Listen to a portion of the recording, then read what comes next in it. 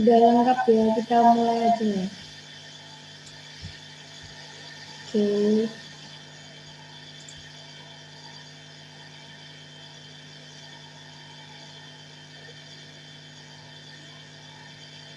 Nah, jadi di sini kita akan mempelajari tentang obat yang mempengaruhi heart rate tadi sesuai yang dijelasin sama Dr. Devi. Jadi tujuannya itu membuktikan apakah efek obat adrenergik, dopaminergik itu berpengaruh terhadap heart rate. Itu. Terus, nah di sini tadi kan udah dijelasin sama Dr. Devi. Jadi tekanan darah itu kan dia dipengaruhi oleh dua hal ini. Curah jantung ini di bagian pusat jantung. Jadi ada yang bagian pusat sama di perifer. Nah, yang pusat ini dia itu dipengaruhi sama heart rate dan SV yang rumus itu loh. Nah, terus habis itu dia itu nanti ada peran-perannya dari parasimpatis, terus yang SV itu dapat peran dari kontraksi otot jantung sama volume darah. Terus yang resistensi perifer ini dia karena alirannya lebih rendah, itu dipengaruhinya oleh tonus sama elastisitas dari pembuluh darah. Bisa disebut faktor lokal. Jadi hanya di daerah itu aja. Nah, di sini obat-obatnya itu ada cardiac glycoside. Contohnya itu digoxin. Terus ada CCB, ini kalsium kanal blocker. Terus ada diuretik, dia yang mempengaruhi pembuluh darah sama pembuangan untuk urin. Terus ada ACEI atau ARB dan ada blocker. Kecepatan enggak aku? Bilang aja kecepatan guys. Nah terus ini heart rate itu dia yang pasti dia akan diawali sama pacemaker. Pacemaker itu kalau kalian udah masuk blok kardio, pacemaker itu yang di awal dia mencetuskan heart rate itu. Terus selain itu dia ada efek dari saraf simpatis, termasuk dari epinefrin, norepinefrin, adrenergi kayak gitu. Nah, dia itu ada obat-obatan yang berperan sebagai hal-hal ini. Contohnya itu dobutamin sama dopamin. Nah, dia itu disebutnya beta agonis. Beta agonis adrenergik. Ada dobutamin sama dopamin. Terus selain itu ada yang tadi disebut sama cardiac glycoside, contohnya itu digoxin. Yaitu perannya inotropik. Inotropik ini apa? Inotropik itu maksudnya dia meningkatkan heart rate. Tapi itu yang positif. Kalau inotropik negatif berarti lawannya, yaitu menurunkan heart rate gitu. Intinya itu sih. Nah terus tadi kan juga disebutin ada chronotropik. Nah chronotropik itu apa sih? Kalau chronotropik itu dia ke frekuensi atau denyut jantungnya, bukan ke heart rate. Jadi efeknya ke frekuensi. Ya Cantika izin mengambil charger. Silahkan. Terus habis itu di sini kenapa ditambahin parasimpatis sama Dr. Devi? Dia itu buat pembanding aja. Sebenarnya yang lebih kita praktikumkan di sini itu yang meningkatkan heart rate itu. Tapi di sini ditambahkan, contohnya itu ada beta blocker. Beta blocker itu apa sih? Beta blocker itu yang belakangnya ada lololnya itu loh. Ada propanolol, ada bisoprolol, ada atenolol, banyak banget. Tapi hafalin aja propanolol, ya itu paling penting. Nggak usah hafal yang banyak-banyak guys. Terus lanjut. Ini fisiologi, tak jelasin dikit aja. Jadi pada intinya aktivitas simpatik itu dia lebih bekerja pada reseptor yang beta, terutama beta 1. Dia lebih selektif dan menerima dengan baik kayak gitu daripada beta 2. Intinya itu sih, ini dari yang banyak kayak gini nih intinya itu. Nah terus biasanya dia itu nanti mempengaruhi ini CAMP. Dan ini fisiologi guys.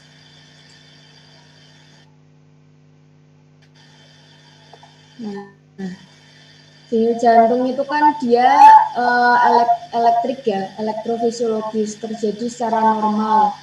Terus terjadinya itu karena integrasi dari protein otot-otot jantung. Tapi dia itu bisa mengalami gangguan kalau ada hal-hal ini, ada polimorfisme, ada iskemik, terus ada stimulasi simpatik sama fibrosis miokard. Kalau ini nggak segera ditangani dan baik, nanti bisa timbulnya aritmia, berbahaya. Aritmia berarti ritmenya tidak bagus. Ada yang mau ditanyain dulu teman-teman?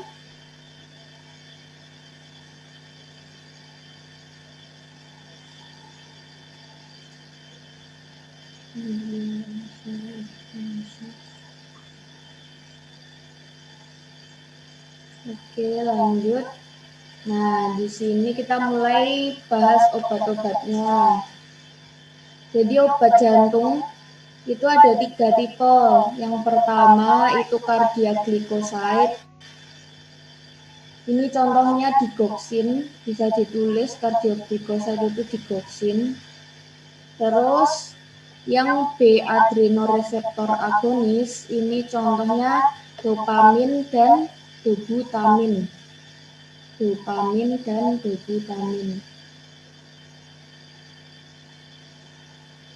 Nah, si cardiac glycoside sama B adrenoreseptor agonis ini dia itu inotropik positif, dimana dia bisa meningkatkan dari heart rate-nya tadi.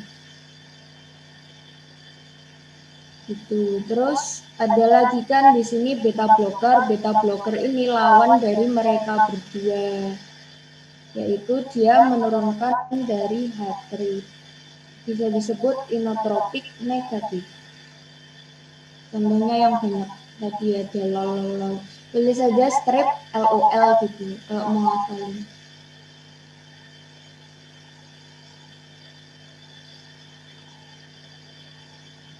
Terus habis itu lanjut. Nah, epinefrin ini dia Nah, di sini ada epinefrin. Epinefrin itu dia masuk ke yang beta adrenergic tadi, tapi nggak tak sebutin ya, lupa. Dia ini perannya seperti yang kita tahu tadi, intinya beta adrenergic kan dia meningkatkan heart rate, berarti simpatik. Kalau menurunkan berarti parasimpatik kayak gitu. Nah, dia masuknya yang simpatik. Terus efeknya mirip dengan neurotransmitter epinefrin dan norepinefrin. Ya, ini alasan dari dia itu disebut simpatik. Itu guys. Ini pengertian tadi kan. Sifatnya inotropik positif karena dia masuk ke B adrenergic yang agonis tadi. Itu ditulis dulu boleh.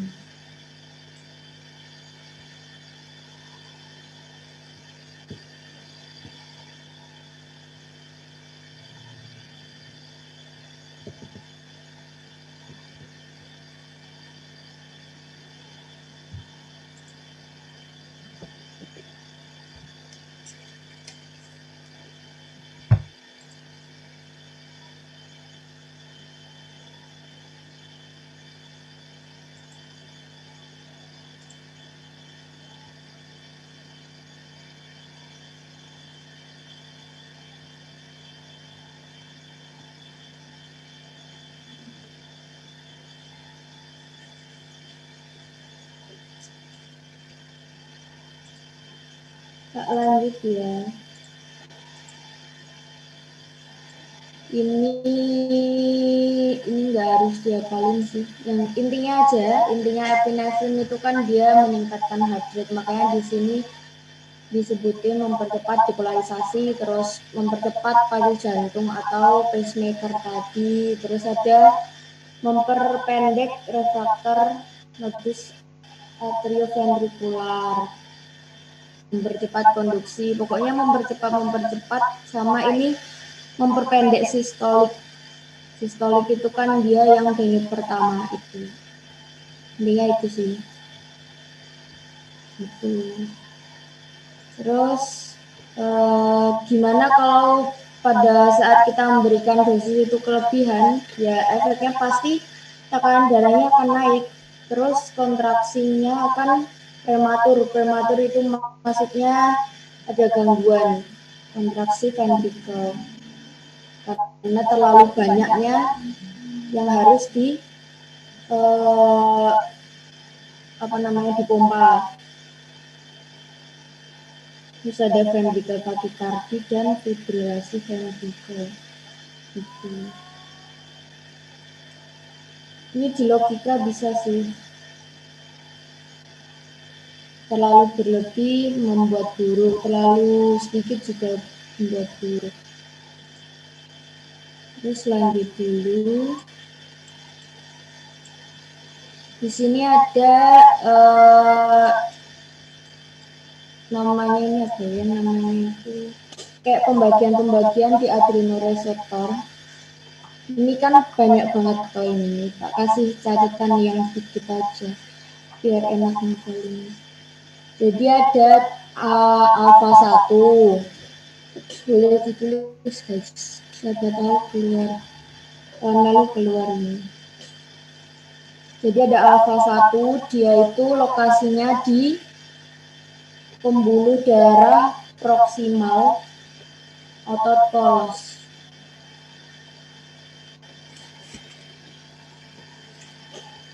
Terus fungsinya untuk kontraksi.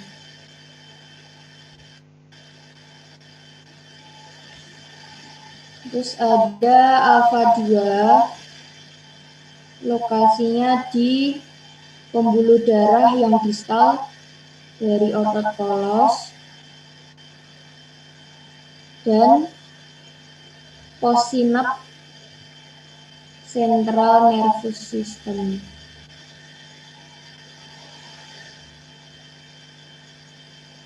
Itu sama fungsinya juga untuk kontraksi.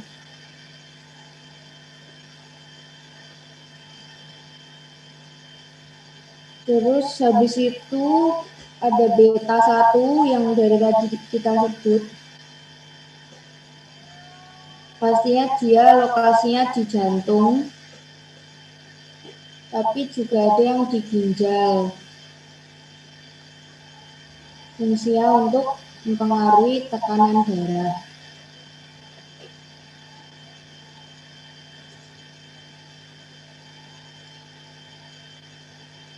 Terus ada beta 2, lokasinya di pembuluh darah otot. Entah itu di otot rangka, otot polos, kayak gitu. Fungsinya untuk dilatasi.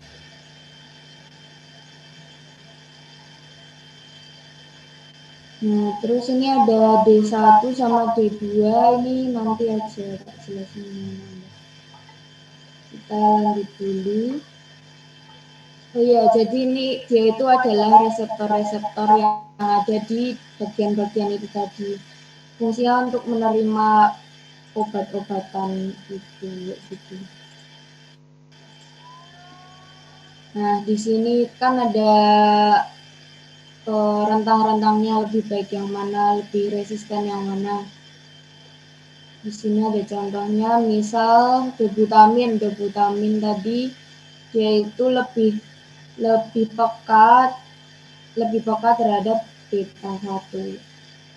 Walaupun beta 2 juga peka, tapi lebih pekaan beta 1. Intinya kayak gitu baca yang ini. Kalau yang dopamin ini D1 sama dengan D2. Ini nggak usah dihafalin, nggak apa-apa guys, nggak keluar. Hanya FYI. Nah, terus masuk ke dobutamin. Dobutamin itu tadi yang beta adrenergik. Dia selektifnya B1. Sifatnya pasti inotropik positif karena dia meningkatkan heart rate kan tadi. Terus efeknya mempercepat konduksi, terus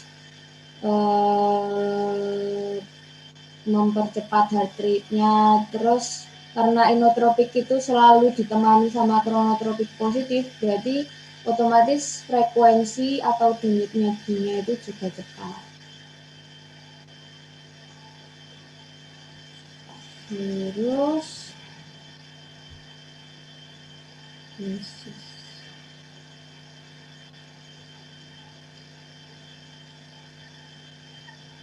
waktu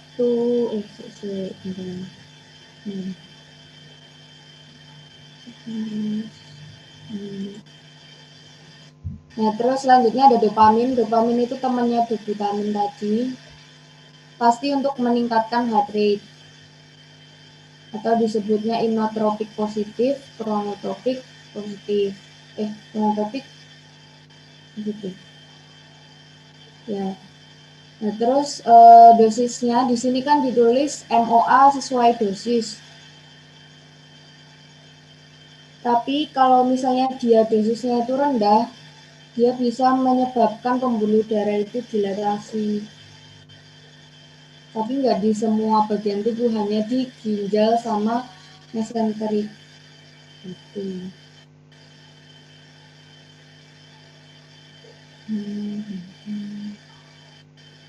Nah, di sini kan juga disebutin reseptornya itu ada di otak, tapi dia sulit melewati BBB, brain blood barrier. Jadinya dia nggak terlalu berefek untuk otak, hanya di daerah-daerah tadi yang sudah ada di depan.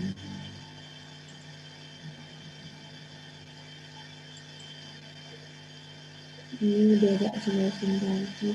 Nah, kalau dia dosisnya itu sedang, dia meningkatkan kontraksi otot jantung. Yang baik yang di kadar sedang ini. Kalau kerendahan nggak baik, kalau ketinggian juga nggak baik. Itu guys. Yang baik yang sedang. Nah, ini adalah efek samping dari penggunaan dopamin. Yang kalau dulu sih aku suruh ngafalin 3, soalnya yang keluar itu 3. Jadi efek samping dopamin, jawab aja mual, muntah, takikardi, nyeri kepala. Paling itu yang sering. Mual, muntah, takikardi, nyeri kepala. Karena kan tadi heart rate-nya meningkat, jadi dia akan cepat deg-degan. Nah, sebelum pemberian dopamin itu dia harus diperiksa dulu untuk hipovolemiknya biar nggak terjadi shock, tidak ada pendarahan. Terus ini nggak usah, ini terlalu tinggi ini. Kontraindikasi dari pemberian dopamin pastinya hipertiroid, terus takikardia. Masa iya udah takikardia mau ditambahin ditingkatkan lagi kan nggak baik. Taki aritmia, pokoknya yang taki-taki itu dijadikan kontraindikasi.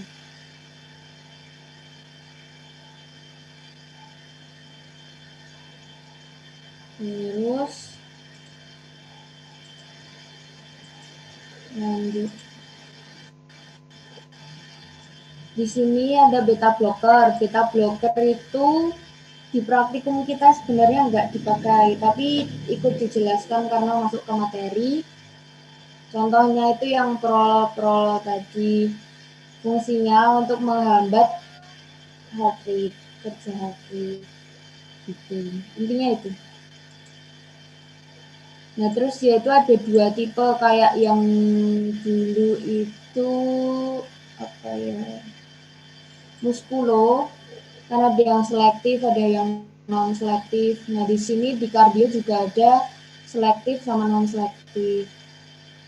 Kayak yang udah tak kasih tahu di depan tadi, reseptor B1 itu lebih selektif daripada yang B2.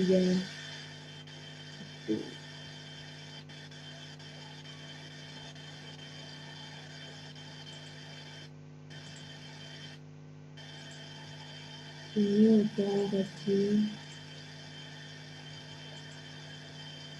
Nah, efek samping beta blocker itu karena dia fungsinya menurunkan heart rate, jadi efek sampingnya malah bikin lemes, terus bikin bronkospasme, bronko aritmia, bronko bradikardi itu bisa. Terus bisa juga dia mengganggu sirkadia tidur. Jadi kan dia intinya menurunkan heart rate, bikin lemes, bikin lemah, lelah, bronkospasme, bradikardia gitu.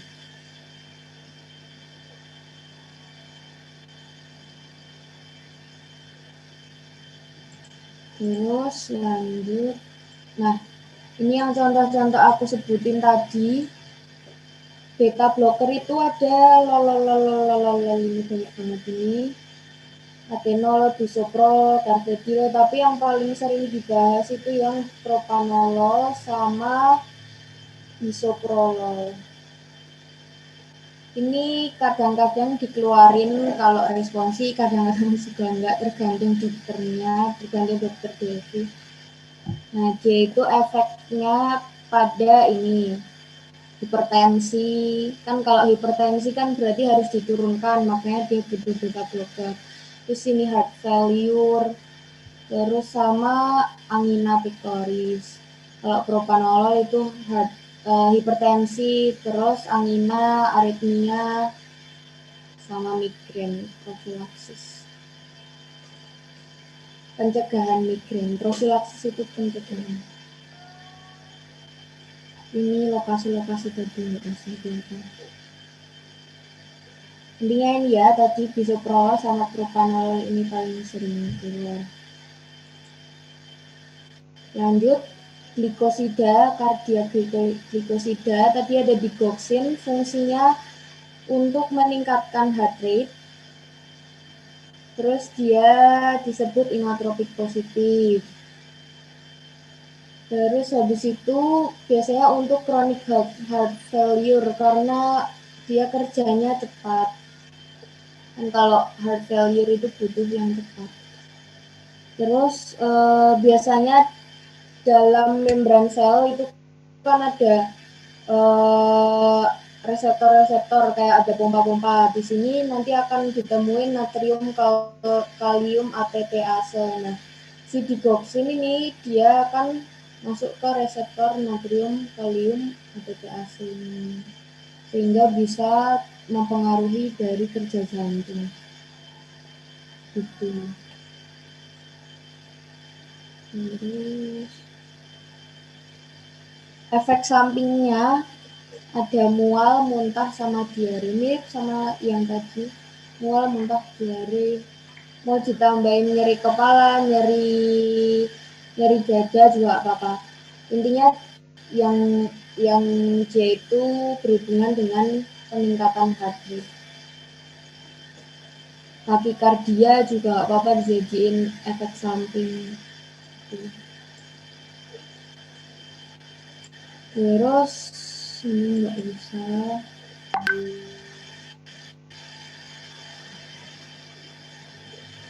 Ini udah jelas menyebabkan serat tertinggi ya. Lebih sensitif, hipertensi bukan kontraindikasi. Menyebabkan diuresis, ini nggak usah ya guys, fisiologi.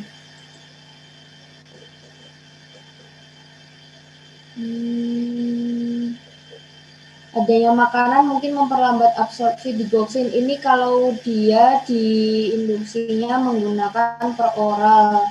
Biasanya kan akan dimetabolisme dulu, makanya dia mempengaruhi. Terus waktu paruhnya 36 jam.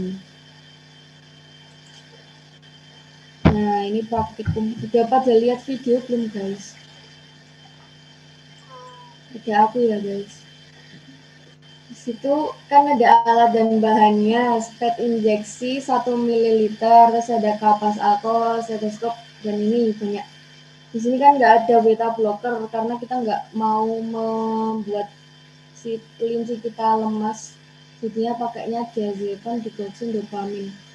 Di sini kan ada diazepam. Diazepam fungsinya untuk merelaksasi kelinci, soalnya biasanya kalau kelinci itu dipegang atau kalian sentuh aja dikit itu dia itu akan stres, makanya harus dikasih diazepam dulu biar dia santai nanti.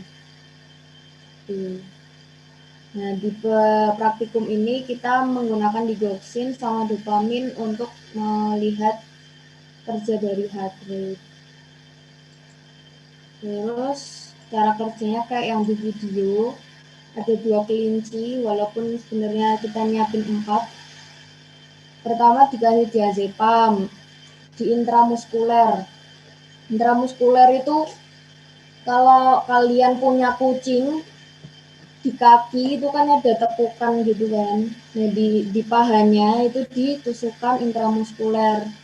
Sudutnya kalau intramuskuler diingat-ingat terus, ini bakal kepake terus, dia 90 derajat intramuskuler. Kalau subkutan itu kalau nggak salah dia 45 atau 60 gitu. Terus habis di diazepam ini pretest dulu, hitung LHR, heart rate awal. Nah, kenapa di sini dituliskan heart rate-nya dihitung 3 kali biar hasilnya tuh nggak rancu. Jadi nanti kalau udah 3 kali dihitung dibikin rata-rata biar nggak rancu hasilnya. Kalau udah diukur 3 kali baru kita lakukan percobaan. Di kelinci 1 dikasih digoxin, di kelinci 2 dikasih dopamin. Terus nanti dilihat heart rate-nya. Sama ini juga dilakukan 3 kali biar nggak rancu hasilnya. Nah, ini hasilnya yang kita kemarin guys. Kelinci 1 tadi kan dikasih digoxin. Ini yang pretestnya habis dia dikasih diazepam diukur 158. Habis dikasih diazepam dia jadi agak turun karena kan emang dilemesin dulu biar santai. Terus habis dikasih digoxin dia meningkat, berarti efeknya itu benar, heart rate-nya meningkat karena ada digoxin. Terus yang kelinci 2 tadi dikasih dopamin awalnya 150. Ini kenapa setelah dikasih diazepam dia meningkat, karena pada saat percobaan itu nggak ada yang tahu dia deg-degan kapan, terus dia lagi lemes atau enggak itu. Makanya fungsinya dilakukan 3 kali ini biar ketemu rata-rata. Jadi rata-rata ini kan kelihatan kalau fungsi diazepam menurunkan. Nah terus ini setelah dia dikasih dopamin meningkat semua. Berarti fungsi dari dopamin itu benar-benar untuk meningkatkan heart rate gitu guys. Udah habis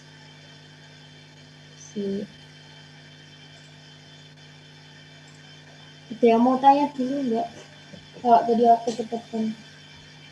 Mohon maaf Kak, izin bertanya. Ya sih, bentar. Siapa namanya? Fadila. Kamu apa dek? Yang tadi yang simpatik sama parasimpatik itu gimana ya Mbak, penjelasannya kurang jelas tadi. Oh, yang awal ya? Iya Mbak, mohon maaf nih Mbak.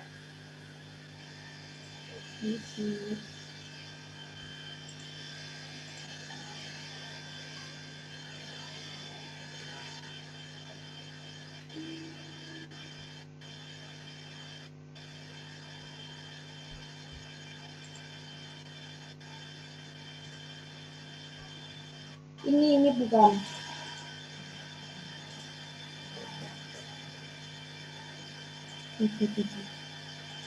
Video. Fadila.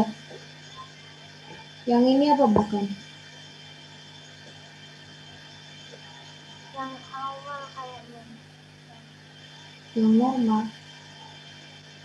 Kayak tadi badannya itu enggak, bukan enggak. Mana sih? Ini. Oh, bukan atas lagi. Ini loh. Kayaknya tuh yang tadi ada apa? Richard sama Pusat itu bukan enggak. Nah, yang ketiga itu bukan enggak. Ini. Iya. Mana sih? Jujur gak denger deh aku ngomong apa.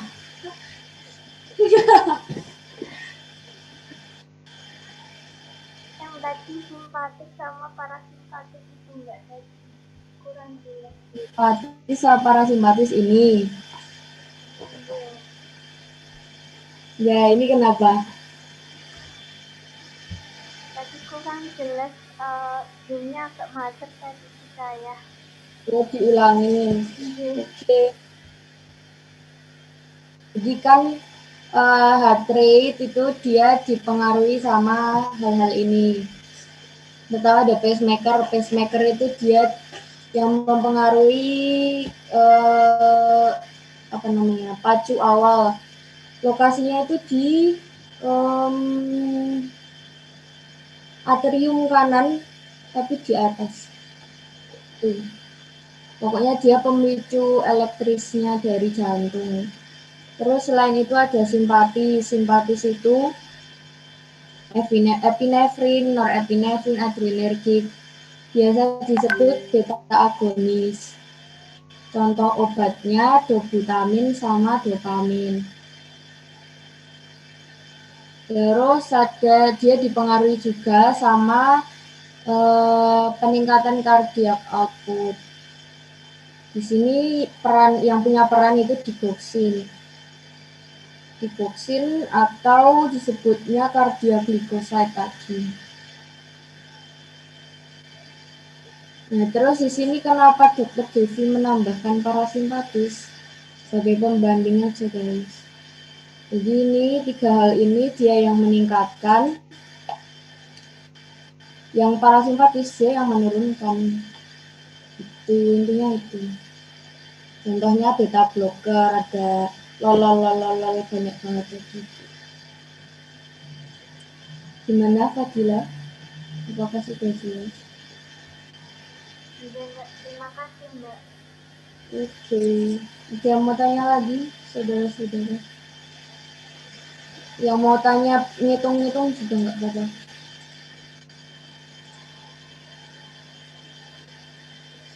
Tak buka ini aja.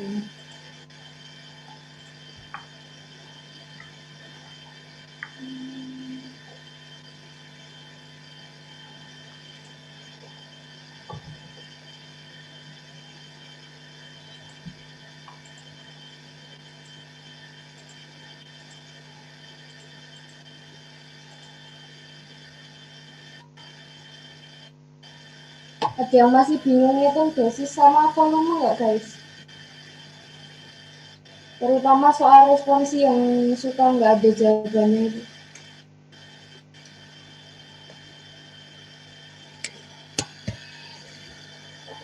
Kalau ngerjain responsi itu biasanya kan pertanyaannya bukan volume maksimal. Nah, dari angkatan itu bikin kayak cara, pokoknya kalau misalnya soal farmako, tulisannya volume pemberian, kalian jangan hitung pakai rumus volume maksimal, nggak bakal ketemu. Jadi, saya tak share screening kotaknya.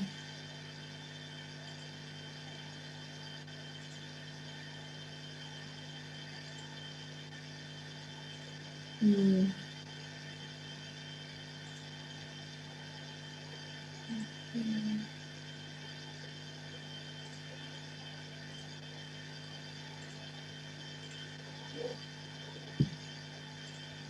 ini kan yang volume gitu.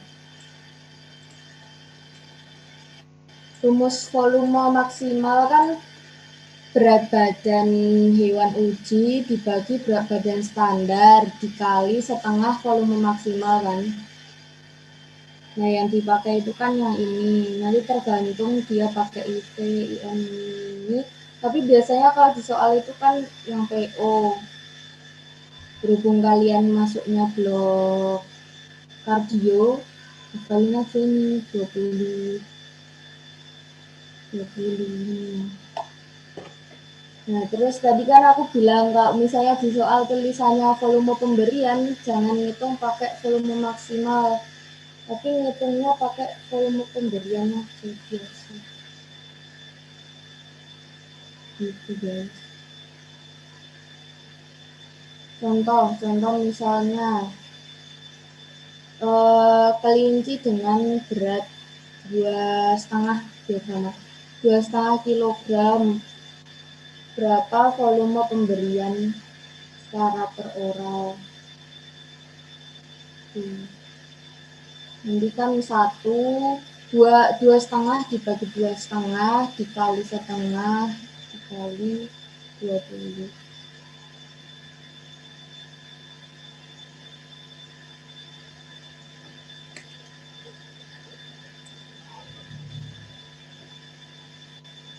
Yes.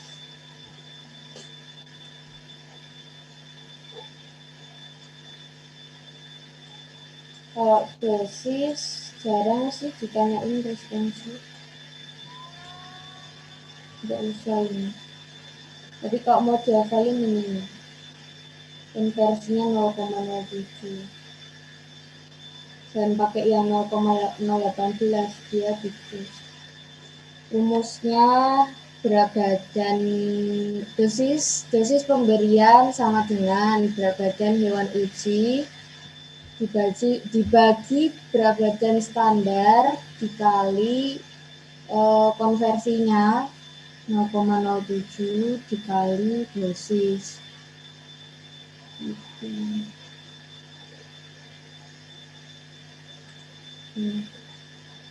Oke, yang mau tanya guys, udah habis ini guys.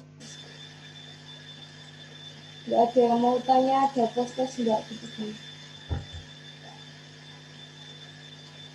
Mbak mau tanya, terus kalau blog ini responsinya tuh soalnya lebih ke hitung dosis atau ke obatnya?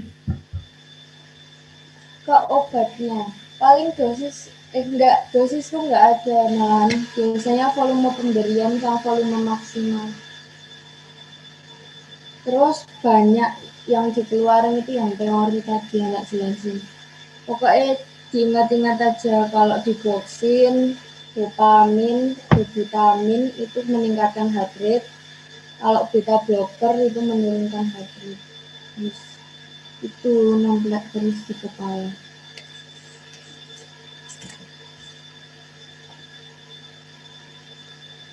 Oke mbak.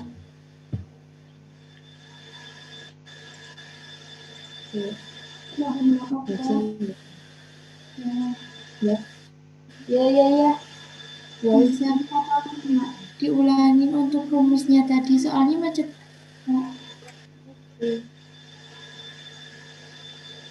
Dosis pemberian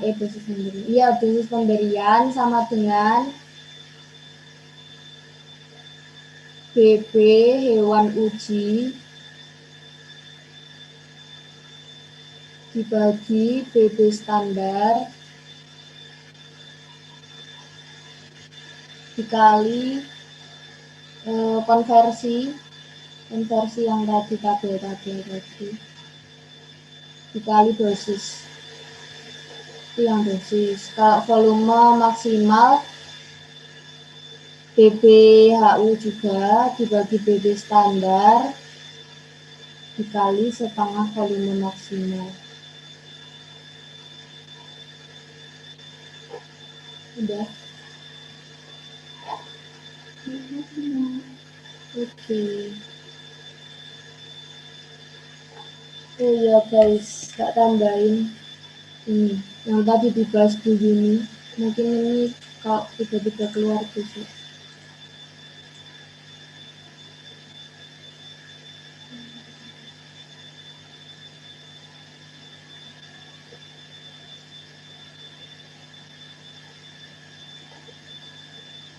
Hmm.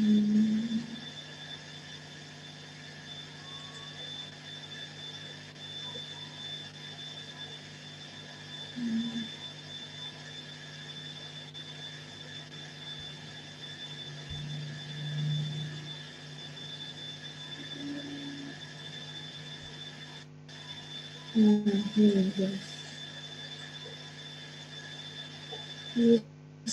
Misal ada soal ya, dosis digoksin pada manusia 50 kg aja 200 dosis jika diberikan pada misalnya ini tetap tikus 250 gram. Jangan lupa diperhatiin di sini manusianya kan dia 50 kg. Padahal kalau standarnya manusia itu 70 kg. Ingat-ingat itu. Nah, berarti kan nggak bisa langsung pakai rumus. Kita harus cari dulu dosis yang buat manusia 50 kg. Nah, itu caranya gini guys. Itu 70 kg. Caranya gini guys. Jadi diketahui 50 kalau dia 50 kg dia dikasihnya 200 dosisnya. Kalau 70 berapa? Ini pakai cara apa ya? Cara SMA, cara SMP SMA itu. Kalau 50 200, kalau 70 berapa? Ini tinggal dikali silang kan. Coret-coret kali silang ketemu 280. Nah, ini baru bisa masuk ke rumusmu. Ini yang tadi berat badan hewan uji dibagi berat badan standar dikali dosis dikali konversi. Pokoknya jangan lupa perhatikan beratnya ini. Walaupun ini dosis-dosis jarang keluar responsnya tapi ya nggak apa-apa.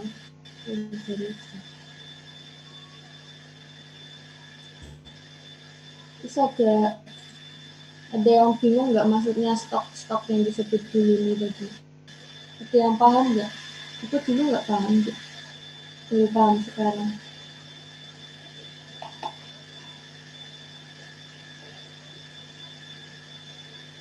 Yang mau tanya? Jawab di sini kita.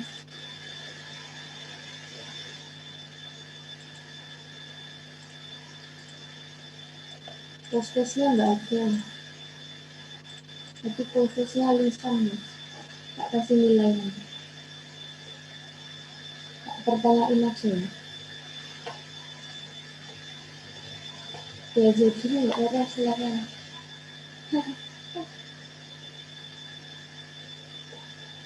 Ini nggak ada yang ketinggalan tuh tadi pretestnya. Yang pretest ketinggalan suruh pretest lisan sama dokter Devi. Kasihan siapa itu.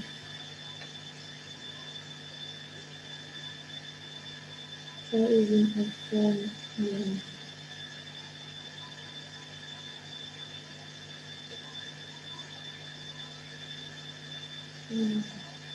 Proses ya guys. Semakin cepat proses semakin kita selesai.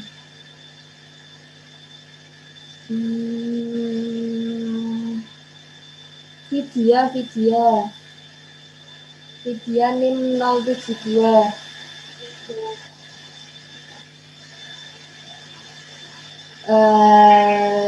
Sebutkan efek samping digoksin yang gampang gitu. Jadi tentunya lebih cepat. Terus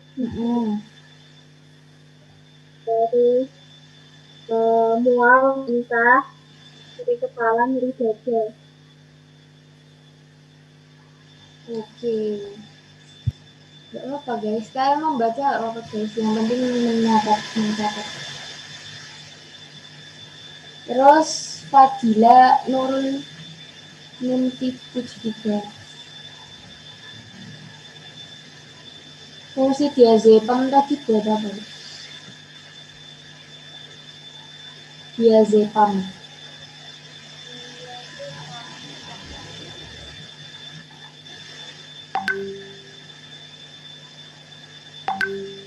Itu apa? Kan sebelum praktikum Biar dikasih. relaks sama santai. Betul. Intinya biar dia nggak panik, biar dia santai. Oke, terima kasih Puji 3. Terus, oh wow, cowoknya cuma satu. Ikhwan Syah 69.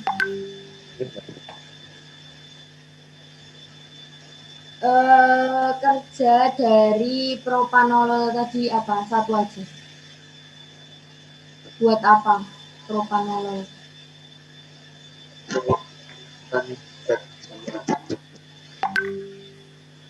Ya tidak. Apa ulangin? Ya. Untuk kerja dari propanolol itu untuk menghambat menurunkan harga. Terus contohnya yang di tabel tadi. Untuk contoh obatnya Ya. Ada propanolol, ada bisoprolol, ada atenolol, dan lain. Oke. Jangan lupa diingat Kak, propanolol buat hipertensi, buat hypertensi. Bisoprolol juga sama. Terus Aisyah Wasabrina AS 74. Iya Mbak. Oke. Maksudnya inotropik positif apa? Menaikkan Inotropik positif. KR. Oke. Ya, udah itu aja. Dinar Nanda S. Iya Mbak. Sekarang lawannya, kalau konotropik Berarti positif meningkatkan heart rate Mbak, tidak sama. Kalau Ino kan yang kontraksi no. otot. Nah, ini salah guys. Kalau inotropik dia heart rate, kalau konotropik dia denyut atau frekuensi. Jangan lupa. Oke, apa. Terima kasih Dinar. Terus Laila Cahya. Ini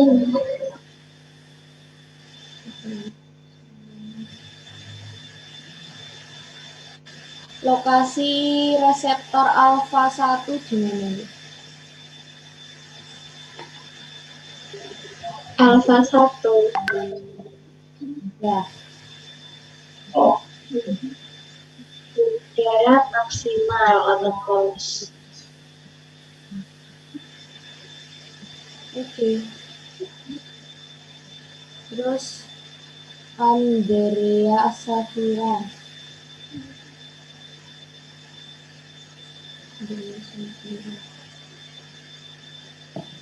Coba diulang rumus volume maksimal.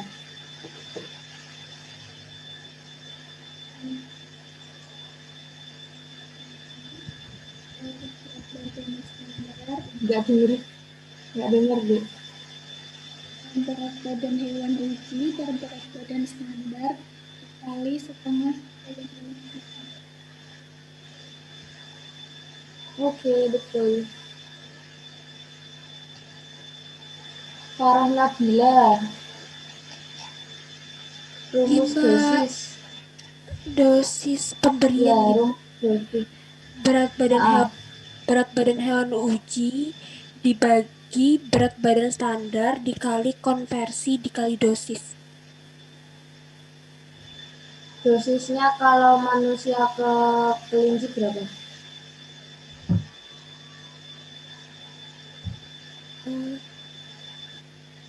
Konversi gitu ya Mbak? Nah, Maksudnya gimana Mbak? 0,07. Oh, oh, 0,07. Please guys. bukan. Dosis konversi manusia ke kelinci 0,07. Tinggi Mbak. Terima kasih Mbak.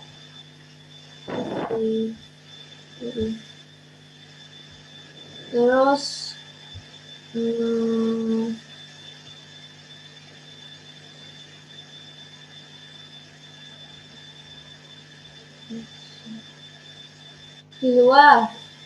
Dewa Madanin berapa kamu? 6 Mbak. Yo.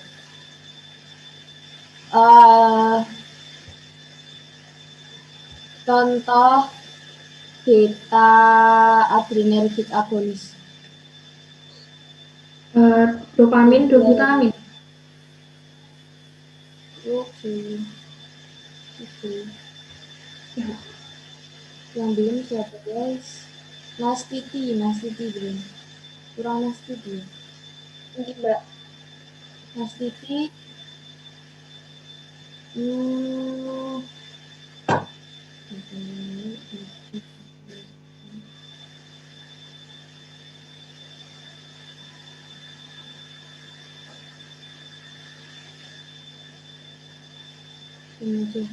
Efek samping dari dopamin apa? Dari dopamin yang Mbak, efek sampingnya itu ada mual, muntah, takikardi, nyeri kepala, hipertensi. Sama yang dovitamin. Ya sama itu. Udah. Ada yang mau tanya lagi nggak? Udah selesai ini guys. Yo kamu belum. Bisa aja. Ya. Sip. Apa ya?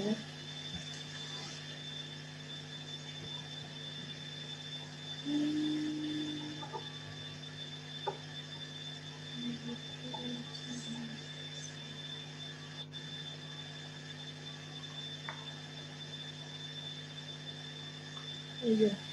Reseptor yang paling bagus itu apa? Alfa, beta, atau D? Bicarbonate. Ngapunten Mbak, putus-putus. Hah? Putus-putus Mbak, mohon Apa-apa? maaf Mbak.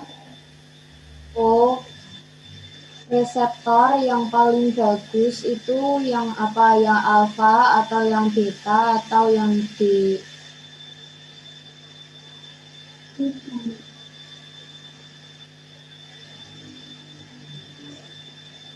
Apa? Bisa Mbak.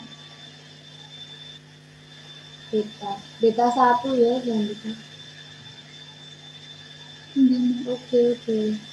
Nah, guys, ada yang mau tanya lagi nggak guys? Belum kita tutup.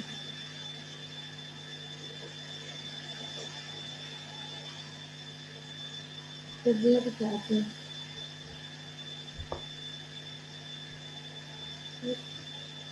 Oke, mari kita tutup saja ya. Jangan lupa nanti laporannya maksimal jam 9. Terserah mau bowling jam berapa. Ya, terima kasih atensinya. Mari kita tutup dengan baca hamdalah dan doa kafaratul majlis. Subhanakallahumma bihamdika asyhadu an la ilaha illa anta astaghfiruka wa atubu ilaik. Terima kasih. Semangat semester 4. Semangat. Assalamualaikum warahmatullahi wabarakatuh. Waalaikumsalam warahmatullahi wabarakatuh. Makasih, Mbak. Makasih, Mbak. Yuk.